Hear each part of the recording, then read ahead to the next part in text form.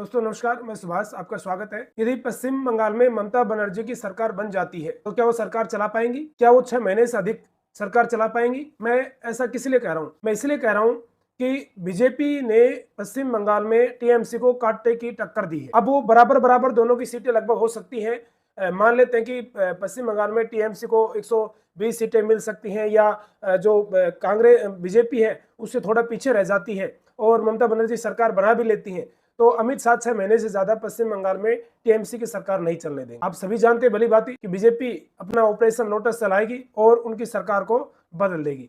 तो कहीं ना कहीं ये जो है बीजेपी की स्ट्रेटजी रही है कि जो यदि वो उसको स्पष्ट बहुमत नहीं मिल पाता है और वो बहुमत के करीब पहुंच जाती है तो कहीं ना कहीं दूसरी सरकार में वो उठापटक करके अपनी सरकार बना ही लेते हैं। तो मैं इसलिए कह रहा हूं कि पश्चिम बंगाल में यदि ममता बनर्जी को 120-125 सीटें मिल जाती है और वो सरकार चलाने का प्रयास करती है तो मुश्किल से 6 महीने सरकार चल पाएगी।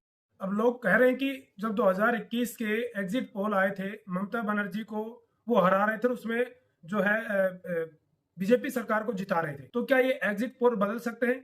हाँ, बदल भी सकते हैं। बिल्कुल सच्चाई हो सकती है कि 2021 में जो एग्जिट पोल आए थे उनमें ममता बनर्जी हार रही थी और बीजेपी जीत रही थी। तो जरूरी नहीं है कि जो एग्जिट पोल बताए गए वो सही साबित हो। एग्जिट पोल बदल भी सकते हैं, जैसा कि 2021 में हुआ था। लेकिन अब की बार जिस आंकड़ों पर हम नजर डालते हैं, उन आंकड़ों के हिसाब से हम विश्लेषण करते हैं, तो जो लोगों ने जितना बढ़ चढ़ करके भाग लिया है, तो इसमें दो ही चीजें आती हैं। बढ़ चढ़ करके जब जनता वोट करती है तो उसमें दो ही चीजें निकल के आती है। या तो जनता अपनी सरकार को बहुत ज्यादा पसंद करती है कि वो अपनी सरकार को रखना चाहती है, अपनी सरकार को बिल्कुल नहीं बदलना चाहती, उसको ममता बनर्जी वहां की जनता को पसंद है, इसलिए बढ़ चढ़ करके वो भाग ले रहे। या फिर उनका एक उत्साह है कि अब की बार ये सरकार बदलनी है, अब की बार इस सरकार को हटाना है। तो दो ही चीजें हो सकती है। जब जनता बढ़ चढ़ करके वोट डालती है तो या तो अपनी सरकार से ज्यादा खुश है या अपनी सरकार से ज्यादा दुखी है, दूसरी चीज को ज्यादा पसंद कर रही है, उस उत्साह में वोट दे रही। तो कुछ भी हो सकता है। वैसे जब हम आंकड़ों पर नजर डालते हैं एग्जिट पोल पर, तो 2021 में बदल गए थे, और जिस प्रकार से अभी ये जो बढ़ चढ़ करके जिस प्रकार से जनता ने वोटिंग की है, तो उस हिसाब से भी कुछ भी हो सकता है। या तो बीजेपी स्पष्ट बहुमत से आ जाएगी या फिर ममता बनर्जी स्पष्ट बहुमत से रह जाएगी। तो दो ही चीजें हो सकती हैं। बाकी जो आखिरी परिणाम है वो तो 4 मई को ही हमें पता चलेगा। लेकिन कहीं ना कहीं ये तो सीधा स्पष्ट हो रहा है कि जो पश्चिम बंगाल की जनता है उसने बढ़ चढ़ करके पश्चिम बंगाल में वोटिंग की है। अब ममता बनर्जी जिस तरह से अभी आपने देखा होगा किस तरह से जो जहां पर ईवीएम मशीन रखी हुई है वहां पर पहरा दे रही है कि भाई ईवीएम मशीनों से गड़बड़ी की जाएगी, ईवीएम मशीनों को कुछ ना कुछ फेरबदल किया जाएगा। लेकिन ऐसा नहीं है। जनता ने जिस तरह से बढ़ चढ़ करके हिस्सा लिया है, या तो ममता बनर्जी को पसंद कर रही है या फिर उनको बीजेपी को अति उत्साह में उसने आकर के वोट दिया है। अब बात आती है कांग्रेस की। कांग्रेस तो कहीं पर भी वहां में नजर नहीं आती है। कांग्रेस